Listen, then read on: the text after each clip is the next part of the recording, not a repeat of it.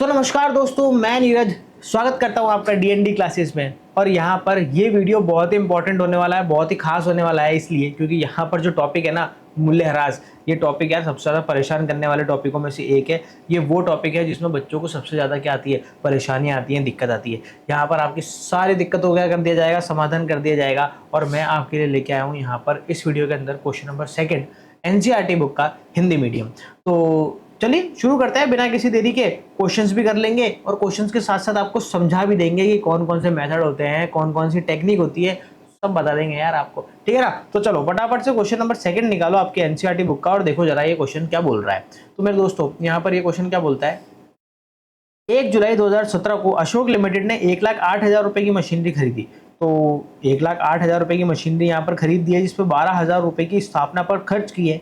क्रय के समय अनुमान लगाया गया कि इसका सक्रिय वाणिज्यिक जीवन 12 वर्ष होगा तथा 12 वर्ष के पश्चात इसका अवशिष्ट मूल्य 12,000 रुपए होगा। यहाँ पर आपको क्वेश्चन में किसी तरीके की ये जानकारी नहीं दी गई है कि उस मशीनरी पर कितना प्रतिशत मूल्यह्रास लगाना है। जनरली आपको क्वेश्चंस में प्रतिशत दिया होता है कि इतना प्रतिशत क्या लगाना है, आपको मूल्यह्रास लगाना है, पर यहाँ पर आपको ऐसा नहीं दिया गया है। आपसे ये बनवाना क्या चाह रहा है, बोल रहा है कि पुस्तकों में प्रथम 3 वर्षों का मशीन खाता बनाइए और उस पर मूल्यह्रास लगाइए, मूल्यह्रास खाता ही बनाइए।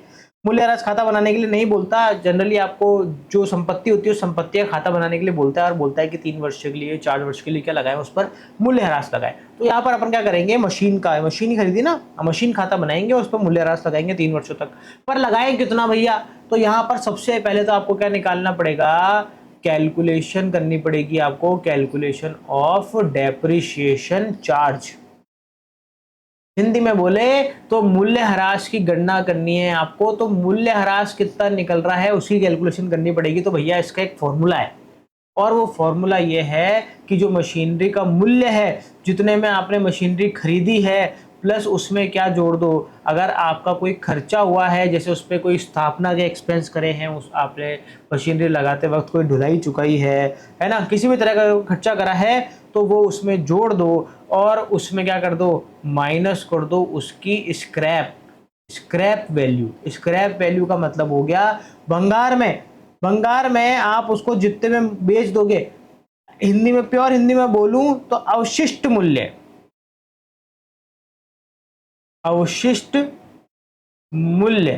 तो मशीनरी जितने में खरीदी है उसमें क्या जोड़ दो, अगर कोई खर्चे हुए तो वो जोड़ दो और उसमें से माइनस क्या कर दो, उसका अवशिष्ट मूल्य माइनस कर दो और उसको भाग दे दो उसके जीवन काल से। किससे भाग देना है, उसके जीवन काल से भाग दे दो। अब देखो यहाँ पर ये मशीनरी खरीदी इसने कितने में, 1,08,000 रुपए में, पर इसने क्या करा, इस पर 12,000 रुपए इसके स्थापना के व्यय के चुकाए। तो ये हम जोड़ देंगे तो ये मशीनरी हो जाएगी भैया 1,20,000 रुपए की। परंतु ये आगे बोल रहा है कि क्रय के समय अनुमान लगाया गया कि इसका सक्रिय वाणिज्यिक जीवन 12 वर्ष तक होगा, यानी 12 वर्ष तक ही चलेगी और 12 वर्ष पश्चात इसका अवशिष्ट मूल्य कितना होगा, 12,000 रुपए। तो हम क्या कर देंगे, इसमें से 12,000 रुपए क्या कर देंगे, यहाँ से माइनस कर देंगे और इसको भाग दे देंगे कितने भैया, 12 में। बहुत 12 हो गया। अब देखो यहाँ पर देखो कि 1,08,000 रुपए में 12,000 जोड़ेंगे तो 1,20,000 हो जाएगा और 1,20,000 रुपए में फिर से 12,000 माइनस करेंगे तो कितना आ जाएगा, 1,08,000 आ जाएगा। और 1,08,000 को हम भाग दे देंगे 12 के अंदर तो कितना आएगा, 1,08,000 को हम भाग दे देंगे 12 के अंदर तो मेरे दोस्तों आएगा यहाँ पर 9,000 रुपए। यानी आपको क्या लगाना है, जो इस मशीनरी पर मूल्यह्रास लगाना है हर वर्ष, प्रति वर्ष कितना मूल्यह्रास लगेगा मेरे दोस्तों, 9,000 रुपए का यहाँ पर मूल्यह्रास आपका लगेगा। अब हमने क्या करा, मूल्यह्रास तो निकाल लिया, किस विधि से लगाना है, तो 2 तरह की विधियां होती है। यहाँ पर ये बोल रहा है अशोक लिमिटेड पुस्तक प्रथम 3 वर्षों का मशीन खाता बनाइए, मूल्यह्रास सीधी रेखा पद्धति से। तो यहाँ पर सीधी रेखा पद्धति को बोला जाता है SLM मेथड, बोलते हैं स्ट्रेट लाइन मेथड। सीधी रेखा मतलब सीधी रेखा को इंग्लिश में क्या बोलते हैं, स्ट्रेट लाइन। तो यहाँ पर स्ट्रेट लाइन मेथड से क्या करना है, हमारे को मूल्यह्रास लगाना है। स्ट्रेट लाइन मेथड को स्ट्रेट लाइन मेथड इसलिए बोलते हैं क्योंकि हर साल जो मूल्य है वो मूल्य क्या रहता है, जो मूल्य ह्रास रहता है वो ह्रास क्या रहता है, समान रहता है। देखो जैसे 9,000 रुपए क्या लगाना है, प्रति वर्ष लगाना है, यानी हर साल हम कितना मूल्य ह्रास लगाएंगे, 9,000 रुपए का मूल्य ह्रास लगाएंगे। तो अगर हम इसको ग्राफ पे दिखाएंगे तो एक सीधी रेखा बनेगी, क्योंकि पहले साल भी हमने 9,000 लगाया, दूसरे साल भी 9,000 लगाया, तीसरे साल भी 9,000 लगाया, चौथे साल भी, हर साल हम 9,000 लगा रहे हैं, तो एक सीधी रेखा बन जाती है। इसलिए इसको क्या बोला जाता है, सीधी रेखा पद्धति बोला जाता है, एसएलएम मेथड बोला जाता है।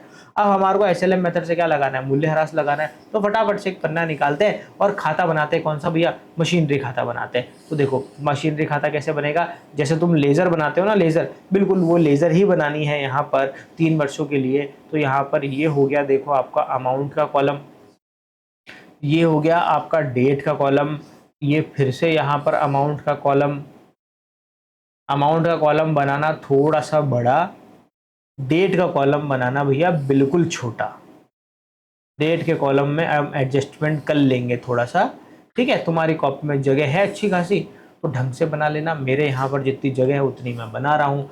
ये हो गया भैया आपका डेट का कॉलम, ये हो गया आपका पर्टिकुलर का कॉलम, ये हो गया आपका अमाउंट का कॉलम, ये फिर से डेट, और ये यहाँ पर क्या हो गया भैया, पर्टिकुलर, और यहाँ पर ये क्या हो गई, अमाउंट।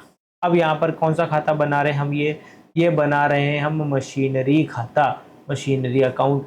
और ये भैया डेबिट साइड, और ये हो गई भैया क्रेडिट साइड। अब देखो जब भी कोई मशीनरी खरीदते हैं ना, तो एंट्री क्या करते हैं, हम एंट्री करते हैं machinery account debit to cash या टू बैंक। तो हम क्या कर रहे हैं, मशीनरी खाते में क्या कर रहे हैं, उसकी खतौनी करेंगे। तो खतौनी किस तरफ आएगी, ये वाली साइड टू साइड कहलाती है, ये वाली साइड क्या कहलाती है, बाय साइड कहलाती है। तो यहाँ पर मशीनरी के अंदर, मशीनरी के सामने क्या लिखा था हमने, कैश लिखा था, तो यहाँ पर क्या लिख दो भैया, टू कैश लिख दो। और कौन सी तारीख को खरीदा, तारीख इंपॉर्टेंट है हमारे लिए, देख लेते हैं। यहाँ पर इसने खरीदा भैया 1 जुलाई को, तो यहाँ पर लिख देंगे हम 1 जुलाई 2017, ठीक है। और इसने हमें बताया है क्या कि हमारा वर्ष कब खत्म होता है।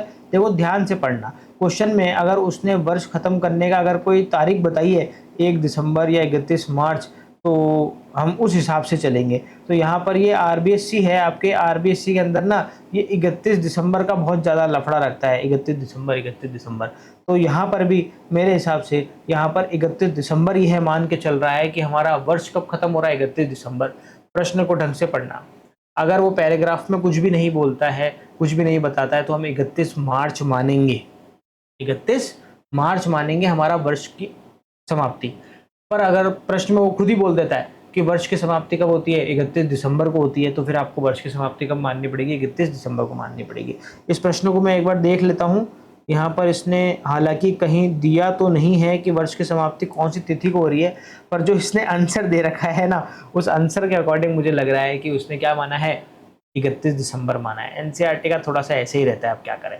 चलिए जो भी है, यहाँ पर हम आगे कंटिन्यू करते हैं। और यहाँ पर आप एक चीज़ ध्यान रखना, अगर मैं आपको शॉर्ट में समझाऊं तो अगर आप कोई मशीनरी खरीदेंगे तो उसको टू साइड में लिखना, और इस तरफ जो बाय साइड में क्या करना है, आपको लगाना है डेप्रिसिएशन और बैलेंस निकालना है। तो मेरे दोस्तों सबसे पहले तो आप यहाँ पर लिख लो कि भैया कितने की मशीनरी खरीदी आपने, 1,08,000 रुपये की खरीदी, और उसमें स्थापना के व्यय भी चुकाए आपने 12,000 रुपये। तो आपकी मशीनरी कुल हो जाएगी मेरे दोस्तों 1,20,000 रुपये। यहाँ पर ध्यान देना, ये इंपॉर्टेंट चीज़ है कि अगर उसके स्थापना पे किसी तरह के कोई एक्सपेंस किए जाते हैं तो वो एक्सपेंस उसके मूल्य में ही जोड़ दिए जाएंगे, ठीक है। अब क्या करना है, साल के आखिर में आ जाना है, और कुछ खरीदा नहीं है हमने, और कोई दूसरी मशीनरी नहीं खरीदी, सिर्फ एक ही मशीनरी खरीदी है। मशीनरी पर जो मूल्य ह्रास है वो हमेशा साल की आखिरी तारीख को लगेगा, और साल की जो आखिरी तारीख रहेगी वो तारीख क्या है, यहाँ पर इस प्रश्न के मुताबिक साल की आखिरी तारीख है आपकी 31 दिसंबर। तो यहाँ पर 2017 31 दिसंबर को हम क्या लगाएंगे, इस पर मूल्य ह्रास लगाएंगे, और लगाएंगे यहाँ पर लिख देंगे बाय डेप्रिसिएशन। अब देखो ध्यान देना, हमने यहाँ पर जो मूल्य ह्रास निकाला है वो मूल्य ह्रास निकाला है भैया 9,000 रुपये प्रति वर्ष, यानी 12 महीनों का मूल्य ह्रास है 9,000 रुपये।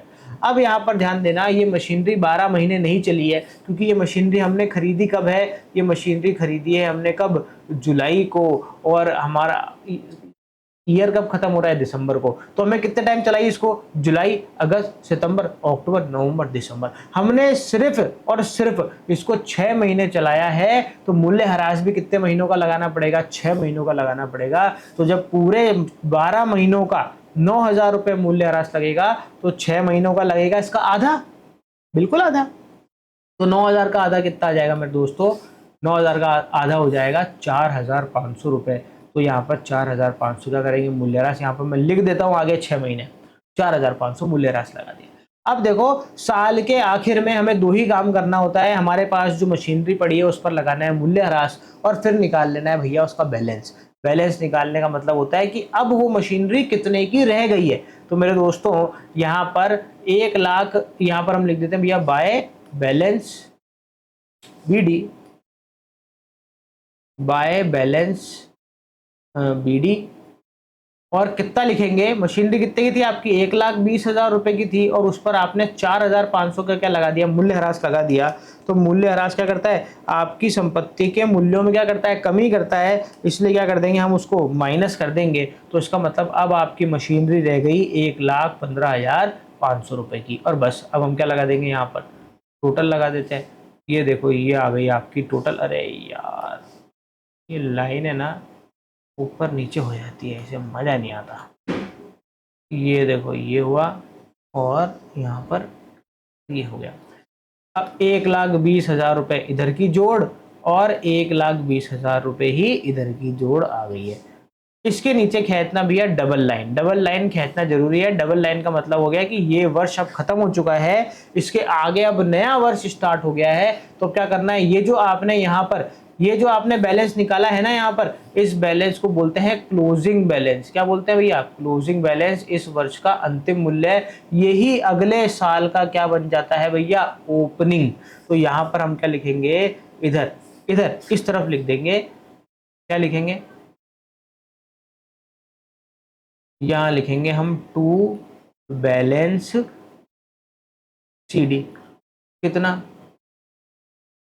1,15,500। अब ये सीडी बीडी में मैं गड़बड़ कर सकता हूँ, मेरे को स्टार्टिंग से दिक्कत है, पता नहीं सीडी और बीडी कब लगता है, मेरे को नहीं आता समझ है। ठीक है ना? तुम तो लिखते जाओ। अब यहाँ पर जो अगली तारीख है, वो अगली तारीख आ गई मेरे दोस्तों 1 जनवरी 2018। नया साल स्टार्ट हो गया है, और नए साल के प्रारंभ में हमारे पास में मशीनरी कितने की है? 1,15,500 की। अब यह भी पूरा साल निकल गया। उसने हमें 3 साल बनाने का बोला है। ये हमने पहला साल ऊपर बना दिया, अब हम बना रहे हैं यहाँ पर दूसरा साल। दूसरा साल हमने किसी तरह की कोई नई मशीनरी नहीं खरीदी है, तो हम क्या करेंगे? साल के बिल्कुल आखिर में आ जाएंगे, और हमारा साल का आखिर कब रहेगा? 31 दिसंबर 2018। फिर से वही 2 काम, पहला तो निकालना डेप्रिसिएशन, और दूसरा निकालना बैलेंस। तो पहले हम क्या निकाल देंगे भैया? पहले हम निकालेंगे डेप्रिसिएशन, और डेप्रिसिएशन लगेगा। अब तो देखो, 1 जनवरी से लेके 31 दिसंबर पूरा 1 साल मशीनरी चल गई है, तो अब पूरे 1 साल का मतलब 9,000 रुपये का क्या लग जाएगा? यहाँ पर डेप्रिसिएशन लग जाएगा। अब क्या कर रहे हैं? फटाफट से बैलेंस निकाल लेते हैं, और यहाँ लिख देते हैं भैया by balance CD. Actually CD आएगा यहाँ पर, बीडी आता है ओपनिंग में। यहाँ पर आएगा बीडी, और यहाँ आता है सीडी, बाय बैलेंस सीडी। और कैसे निकलेगा? हम यहाँ पर निकालेंगे 1,15,500 माइनस कर देंगे भैया उसमें 9,000 रुपये। तो देखो, 1,15,500 में 9,000 रुपया कर देंगे, माइनस कर देंगे। तो अब आपकी मशीनरी ले गई है 1,06,500। ये जो बैलेंस हम निकालते हैं ना, वो बैलेंस कैसे निकालते हैं कि ये जो ओपनिंग बैलेंस होता है ना, इस ओपनिंग बैलेंस में से क्या माइनस कर देते हैं? इस साल का मूल्य ह्रास माइनस कर देते हैं, तो क्लोजिंग बैलेंस निकल जाता है। ठीक है ना? अब हम क्या करेंगे? यहाँ पर ये साल भी क्या कर देंगे? बंद कर देंगे, और इस तरीके से क्या लगानी होती है मेरे दोस्तों? टोटल लगानी होती है आपको। ठीक है? ये देखो, अब इस साल की टोटल लगाएंगे, तो इधर आ रहा है 1,15,500, और इधर भी कितना आ रहा है? 1,15,500। बात खत्म। अब ये इस साल का क्या हो गया? ये क्लोजिंग बैलेंस हो गया। अब यही बैलेंस अगले साल का क्या बनेगा? ओपनिंग, तीसरे साल का। और तीसरे साल में भी हम क्या लिखेंगे भैया? 1 जनवरी 2019। यहाँ लिखेंगे भैया क्या? To balance BD. कितना? 1,06,500। ठीक है? अब इस साल भी क्या करना है? और कोई मशीनरी नहीं तो खरीदी है, नहीं इस मशीनरी को बेची है। फिर से आ जाओ साल के आखिर में, यानी 31 दिसंबर 2019 को आ जाओ और देखो कि यहाँ पर लगाना है आपको फिर से वही दो काम करना है। सबसे पहले तो क्या लगाना है, बाय डेप्रिसिएशन मूल्यह्रास। फिर से मशीनरी पूरे साल चल गई, 9,000 रुपये का डेप्रिसिएशन लग जाएगा। अब हम यहाँ से फिर से क्या निकाल देंगे, बैलेंस निकाल देंगे। तो क्या लिखेंगे यहाँ पर, बाय बैलेंस CD, और यहाँ पर कितना आ जाएगा देखो, 1,06,500 में से माइनस कर देंगे 9,000। तो 1,06,500 में से 9,000 माइनस कर देंगे तो आ जाएगा 97,500 रुपीज़ की अब आपकी मशीनरी का बैलेंस बच गया है और हो गया भी ख़त्म। उसने 3 साल बनाने को बोला था, हमने 3 साल यहाँ पर बना दिया है, तो ये हो गया भैया आपका ख़त्म। टोटल लगा देते हैं, 1,06,500, 1,06,500 आ गया। आंसर चेक कर लेते हैं भैया, क्योंकि आंसर के अकॉर्डिंग चलना पड़ेगा ना। आंसर आ रहा है 97,000 आ रहा है, 500 नहीं आ रहा, नहीं गलत है, 97,500 ही आएगा। आपके में आंसर सही कर लेना, 97,000 नहीं बन सकता। जुलाई, अगस्त, सितंबर, अक्टूबर, नवंबर, दिसंबर, हाँ ठीक है, बिल्कुल सही है, बिल्कुल सही है। आप आंसर सही कर लेना। आपके जो क्वेश्चन है उसके अंदर 97,000 आपको बैलेंस दे रखा है, मेरी बुक के अंदर तो, आपके पास में अगर नहीं है तो पता नहीं। आंसर आपका लिखने का 97,500 रुपीज़ का। तो मेरे दोस्तों, यहाँ पर हमने क्वेश्चन नंबर 2 करा है NCERT बुक का। अगले वीडियो में मिलते हैं आपके साथ में इसका नेक्स्ट क्वेश्चन लेके। तब तक के लिए क्या करें, मस्त रहें, स्वस्थ रहें, खाते पीते रहें। जय हिंद।